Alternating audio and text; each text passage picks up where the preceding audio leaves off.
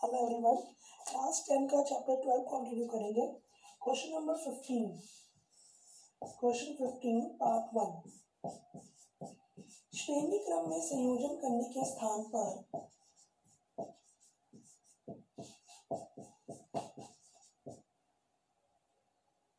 श्रेणी क्रम में संयोजित करने के स्थान पर वैद्युत युक्तियों को मीन्स की गीजर, हीटर, ये सब जो होती है जो कि विद्युत से चलती है, वैद्युत युक्तियों को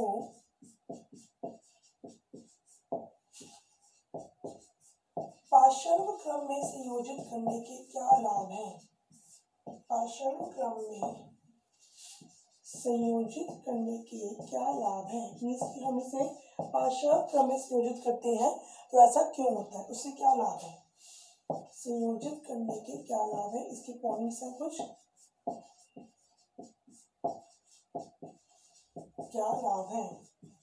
नंबर 1, आंसर नंबर 1, पार्श्व क्रम संयोजन में हमें पता है इसका फॉर्मूला क्या होता है। पार्श्व क्रम का 1/Rp बराबर 1/R1 प्लस 1/R2। मीन्स कि इसमें प्रतिरोध जो है वो क्या हो जाता है, कम हो जाता है श्रेणी क्रम की अपेक्षा। तो हम लिखेंगे पार्श्व क्रम संयोजन में परिपथ का कुल प्रतिरोध कम हो जाता है। परिपथ का कुल प्रतिरोध कम हो जाता है, और क्योंकि इसका प्रतिरोध कम हो जाता है इसका मतलब विद्युत धारा क्या होगी, ज्यादा हो जाएगी। ठीक है, कुल प्रतिरोध कम हो जाता है तथा इससे विद्युत धारा का मान बढ़ जाता है। प्रतिरोध जितना कम होगा उतनी ज्यादा विद्युत धारा होगी, विद्युत धारा का मान बढ़ जाता है, ज्यादा हो जाता है। सेकंड पॉइंट, हम विद्युत युक्तियों को स्वतंत्रता पूर्वक उपयोग कर सकते हैं। मीन्स ये क्या होता है कि ये डिपेंडेंट नहीं है, ठीक है, एक दूसरे पर। हम विद्युत युक्तियों को स्वतंत्रता पूर्वक उपयोग कर सकते हैं, स्वतंत्रता पूर्वक प्रयोग कर सकते हैं।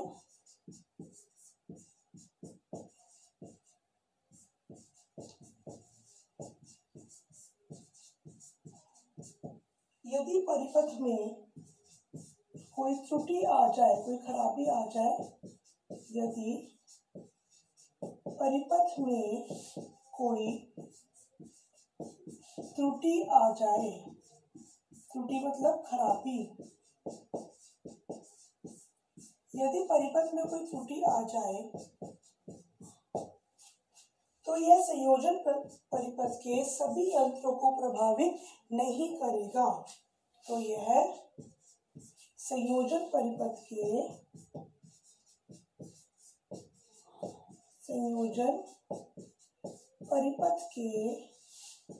सभी यंत्रों को प्रभावित नहीं करेगा। मीन्स कि अगर हमने कोई बल्ब लगाया हुआ पार्श्व क्रम में, तो कोई अगर एक बल्ब खराब हो गया तो इसमें सारे बल्ब नहीं खराब हो जाएंगे। ठीक है, सभी यंत्रों को प्रभावित नहीं करेगा, सबका इसमें अलग अलग मतलब वो है, रोल है। प्रभावित नहीं करेगा, सारे एक साथ नहीं खराब हो जाएंगे। ठीक है, और फोर्थ पॉइंट है, पार्श्व क्रम में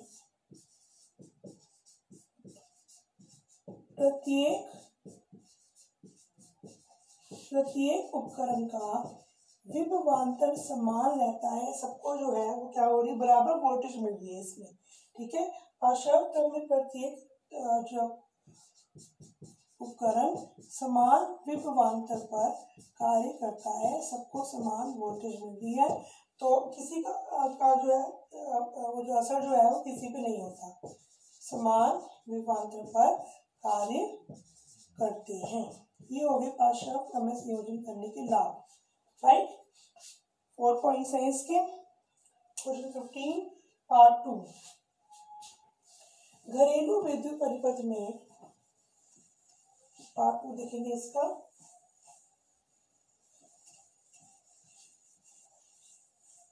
घरेलू विद्युत परिपथों में, घरेलू विद्युत परिपथों में से घर में जो हम वो जो होते हैं हमारे सर्किट होते हैं वो कैसे लगे होते हैं, उसमें उपकरण पार्श्व क्रम में लगे होते हैं, वो भी श्रेणी क्रम में नहीं लगे होते। तो ऐसा क्यों? में श्रेणी क्रम संयोजन का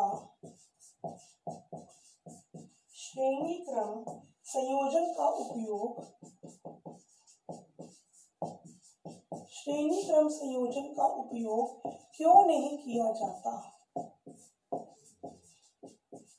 श्रेणी क्रम संयोजन का उपयोग क्यों नहीं किया जाता? में से सेम बन गया इस क्वेश्चन की, श्रेणी क्रम जो है वो क्यों नहीं यूज करते और पार्श्व क्रम जो है वो क्यों यूज करते। ठीक है, पार्श्व क्रम में क्या होता है, जितने भी उपकरण है सबका जो V है वो सेम रहता है, विभवांतर क्या रहता है, सबका समान रहता है। ठीक है, मेन पॉइंट इसमें ये आता है पार्श्व क्रम में। चलिए इसका देखेंगे आंसर कि श्रेणी क्रम का जो क्योंकि वो हम क्यों नहीं करते। ठीक है, तो इसका फर्स्ट पॉइंट है नंबर 1, इन्हें स्वतंत्र रूप से उपयोग नहीं किया जा सकता। सारे एक दूसरे से डिपेंडेंट होते हैं, तो इन्हें स्वतंत्र रूप से उपयोग या प्रयोग नहीं किया जा सकता। जैसे आपको इसका डायग्राम याद होगा, श्रेणी क्रम और पार्श्व क्रम का डायग्राम देख लेते हैं एक बार। जैसे हमने किया था कि श्रेणी क्रम में जो है प्रतिरोध जो है ऐसे है डायग्राम, R1 R2 R3। ठीक है, इसमें क्या होता है कि इसका विभवांतर V1 है। ठीक है, इसका विभवांतर हमने V2 लिया था, इसका विभवांतर हमने V3 लिया था। ठीक है, तो सब में क्या है, डिफरेंट है विभवांतर। और इसमें क्या होता है, विद्युत धारा रहती है समान। ठीक है, जबकि पार्श्व क्रम का डायग्राम क्या था, पार्श्व क्रम में ऐसे डायग्राम बनाया था हमने। तो इसमें क्या होता है कि विद्युत धारा होती है सबकी अलग अलग, जिसको जितनी चाहिए जो धारा है वो उतनी मिल जाएगी। ठीक है, और यहाँ होती है इसकी बैटरी, तो इसका V जो है वो समान रहता है। V जो है इसमें V क्या रहेगा, समान रहेगा। ये जो डायग्राम ऐसे बनाया था हमने, पॉजिटिव नेगेटिव। ठीक है जी, और इसमें क्या था कि यहाँ पर आयती की तरह I1 I2 I3। ठीक है, इसको अगर चाहिए कम तो कम मिलेगी, है ना, इसमें चीज ज़्यादा ज़्यादा मिलेगी, और V सबका समान है। तो ये इसका रोल है। इसके जो लाभ है ये कि हम इसे पार्श्व क्रम में लगाते हैं, हम श्रेणी क्रम में नहीं लगाते। अच्छा, फिर दूसरा पॉइंट क्या होगा कि श्रेणी क्रम में प्रतिरोध क्या होता है, ज़्यादा हो जाता है, बढ़ जाता है। श्रेणी क्रम में प्रतिरोध बढ़ जाता है, क्योंकि श्रेणी क्रम में प्रतिरोध का फॉर्मूला क्या था, तीनों प्रतिरोधों का योग, प्रतिरोध बढ़ जाता है। ये इसका आ गया दूसरा। श्रेणी क्रम में प्रतिरोध का फॉर्मूला होता है R1 + R2 + R3, इसमें प्रतिरोध हो जाएगा ज्यादा। जबकि पार्श्व क्रम का फॉर्मूला होता है 1/RP = 1/R1 + 1/R2 + 1/R3। तो इससे प्रतिरोध जो है वो हो जाएगा कम। तो इसमें प्रतिरोध जो है अगर ज्यादा हो गया तो इससे क्या होगा, विद्युत जो धारा क्या हो जाएगी, कम हो जाएगी। ठीक है, लेकिन हमें चाहिए कि वो क्या हो, ज्यादा हो, जिससे प्रतिरोध जो है अगर वो ज्यादा हो जाएगा तो इससे क्या होगा, जिससे ऊर्जा की खपत भी बढ़ जाएगी, ज्यादा जो है खर्च होगी ऊर्जा। ठीक है, जिससे ऊर्जा की खपत भी बढ़ जाएगी। तीसरा पॉइंट क्या है, लघु पतन होने पर, शॉर्ट सर्किट अगर हो जाए, लघु पतन होने पर या किसी भी लघु पतन होने पर या किसी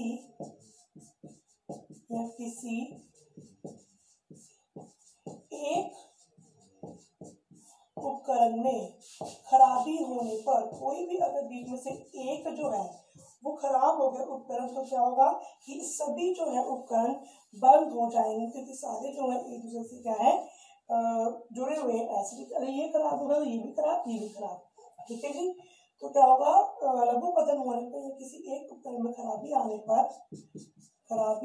पर सभी उपकरण बंद हो जाएंगे, जबकि पाश्चात्य क्रम में ऐसा नहीं होता, ठीक है। सभी उपकरण बंद हो जाएंगे। तो ये है श्रेणी क्रम के क्या नुकसान है और पाश्चात्य क्रम के क्या लाभ है, फायदे हैं, राइट। सो क्वेश्चन 15 कंप्लीट होता है आपके यहाँ पर। Now question number 16।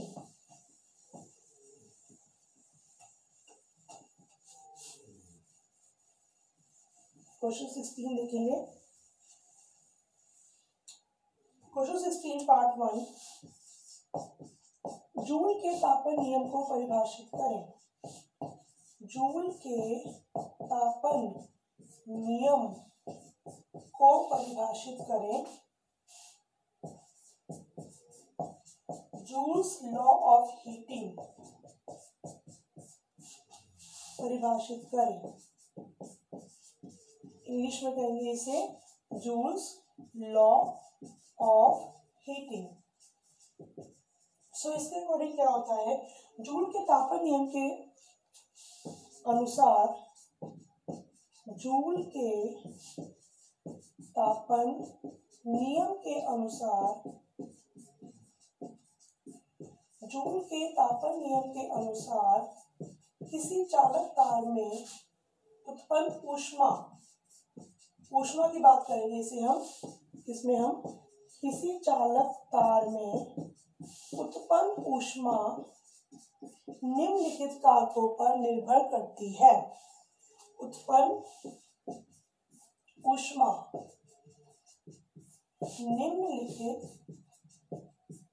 कारकों पर निर्भर करती है।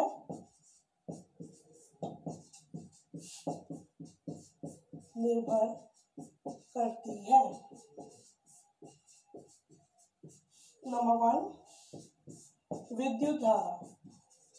विद्युत धारा पर कैसे निर्भर करती है, ऊष्मा प्रोपोर्शनल टू विद्युत धारा का वर्ग। मतलब जो क्या होता है, ऊष्मा क्या होती है, किसके वर्ग के क्या होती है, अनुक्रमानुपाती होती है, मीन्स डायरेक्टली प्रोपोर्शनल होती है। जैसे ऐसे विद्युत धारा का मान अगर ज्यादा होगा तो ऊष्मा भी क्या होगी, ज्यादा होगी। दूसरा पॉइंट, प्रतिरोध पर निर्भर करती है। प्रतिरोध पर निर्भर करती है, और ये भी क्या होती है, इसके डायरेक्टली प्रोपोर्शनल होती है प्रतिरोध के, ठीक है। सेम हो जाएगा इसमें भी,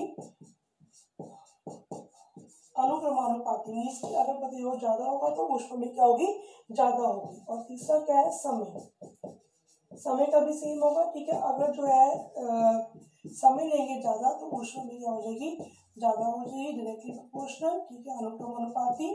तो इन तीनों को अगर हम क्या करेंगे, मिला देंगे 1, 2, 3 समीकरण को, तो आपको ऐसे फॉर्मूला क्या बन जाएगा कि जो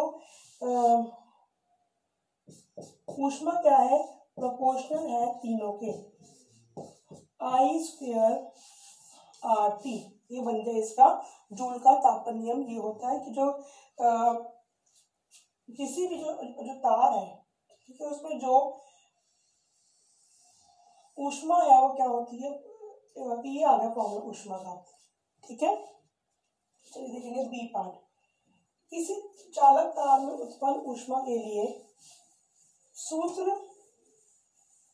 ज्ञात करने के लिए सूत्र प्रतिपादित करें, ठीक है। अब हमें इसका सूत्र निकालना है ऊष्मा का। 16 क्वेश्चन का बी पार्ट, किसी चालक तार में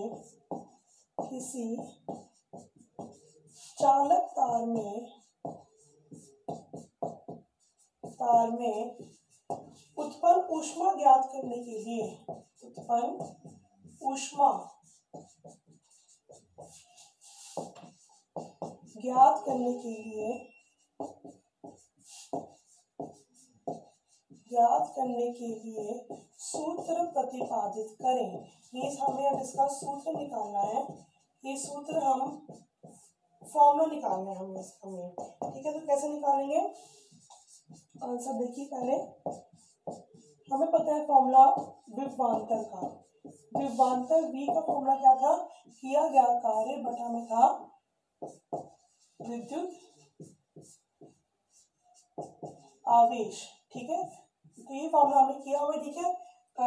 V बराबर W बटा क्यू, यहाँ से W कितना आ जाएगा, W बराबर V गुना में क्यू, W बराबर V गुना क्यू। समीकरण 1 समीकरण 2। ओम के नियम के अनुसार, ओम के नियम के अनुसार V बराबर IR समीकरण 3। और हमें पता है फॉर्मूला विद्युत धारा का। विद्युत धारा I बराबर Q बटा T होता है। तो यहाँ से Q का फॉर्मूला क्या हो जाएगा, I गुना T समीकरण 4, ठीक है। इसके बाद क्या करेंगे हम, समीकरण 3 और 4 का मान समीकरण दूसरे में रखने पर समीकरण W निकाल लेंगे। समीकरण 3 और 4 का मान, समीकरण 3 और 4 का मान दूसरे में रखने पर,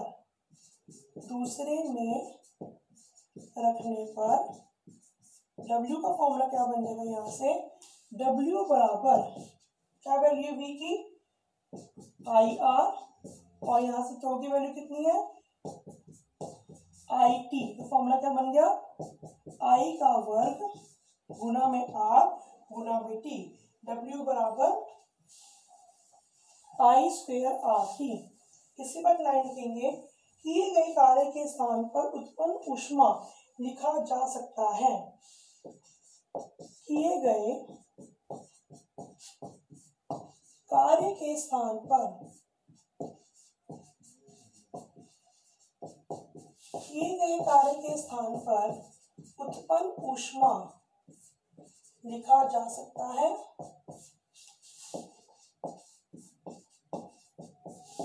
उत्पन्न ऊष्मा लिखा जा सकता है। तो यहाँ से ऊष्मा का फॉर्मूला बन गया H बराबर I स्क्वायर RT, ठीक है। अच्छा, इसके बाद जो ये है, दो फॉर्मूले आएंगे ऊष्मा के और, ठीक है। वो कैसे निकालेंगे, पहला फॉर्मूला ये आ गया हमारे पास H बराबर I स्क्वायर RT, ठीक है। इसे कैसे लिख सकते हैं, इसको हमने कर लिया ऐसे लिख लिया अलग अलग। ये फॉर्मूला किसका होता है, V का। तो क्या बन गया फॉर्मूला, दूसरा फॉर्मूला VIT। दूसरा बन गया फॉर्मूला हमारे पास H बराबर VIT, ठीक है। तीसरा फॉर्मूला कैसे बनेगा, इसमें हमें बताया कि V बराबर IR। I किसके बराबर हो जाएगा, V बटा R। तो इसकी वैल्यू को हम यहाँ रख देंगे, H बराबर VIT, V गुना में V बटा R आ जाएगा इसकी जगह, I की जगह V बटा R गुना T। तो फॉर्मूला बन गया H का V स्क्वायर T बटा R। ये हो गया H का तीसरा फॉर्मूला, ये हो गया H का दूसरा फॉर्मूला। तीन फॉर्मूले बन गए मतलब H के, ठीक है। पहला फॉर्मूला क्या है, I स्क्वायर RT, दूसरा फॉर्मूला VIT, तीसरा फॉर्मूला V स्क्वायर T बटा R, ठीक है। चलिए इसके बाद नेक्स्ट करेंगे C part, question number 16 C part. Joule के तापन नियम की क्या अनुक्रियाएं हैं, मतलब ये कहाँ पे हम इसे यूज कर रहे हैं, इसकी एप्लीकेशन क्या क्या है। जूल के तापन नियम की क्या अनुक्रियाएं हैं, इसकी एप्लीकेशन कहाँ कहाँ है, इसका यूज कहाँ कहाँ हो रहा है। अनुक्रियाएं हैं, एप्लीकेशंस। नंबर 1, लिखेंगे, विद्युत परिपथ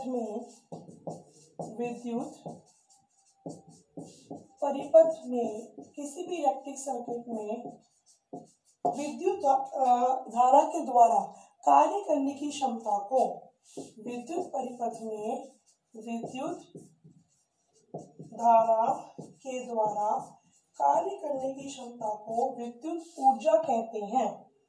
कार्य करने की क्षमता को विद्युत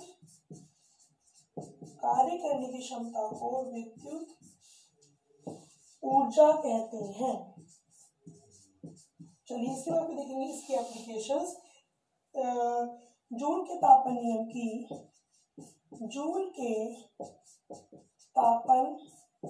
की अनुक्रियाएं निम्नलिखित हैं।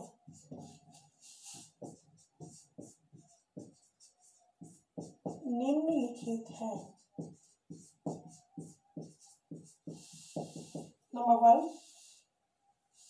विद्युत बल्ब से प्रकाश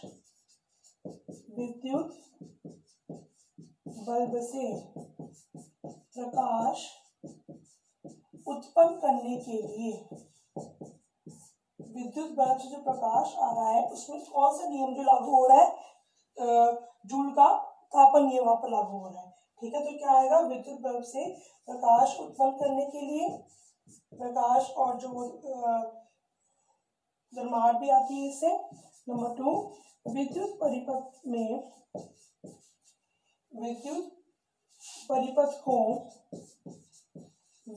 परिपथ को हानि से बचाने के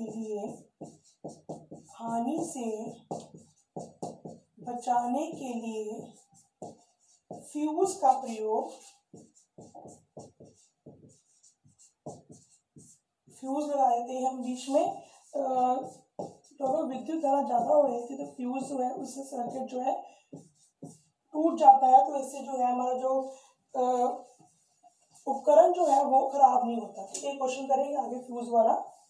तीसरा पॉइंट क्या बनेगा, विद्युत हीटर भी इसी पे काम कर रहा है। विद्युत हीटर, गीजर, इस्त्री, ठीक है, प्रेस जो होती है, आदि भी इसी प्रभाव पर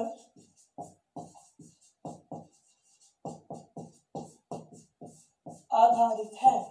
ठीक है, और फिर क्या है क्वेश्चन 4, विद्युत क्रेन आदि चलाने पर, विद्युत ट्रेन या विद्युत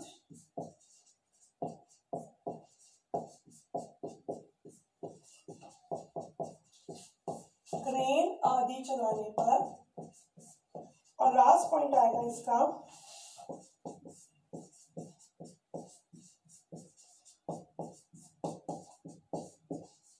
औद्योगिक क्षेत्र में मशीनों को चलाने में, फैक्ट्रीज में हम जो यूज करते हैं मशीनें, उसमें मशीनों को चलाने में। ठीक है, औद्योगिक क्षेत्र में मशीनों को चलाने में भी इसका उपयोग होता है, जूल के तापन नियम का। राइट, सो यहाँ तक कंप्लीट हो गया आपका क्वेश्चन नंबर 16 तक हो गया, 15 and 16। Thank you so much.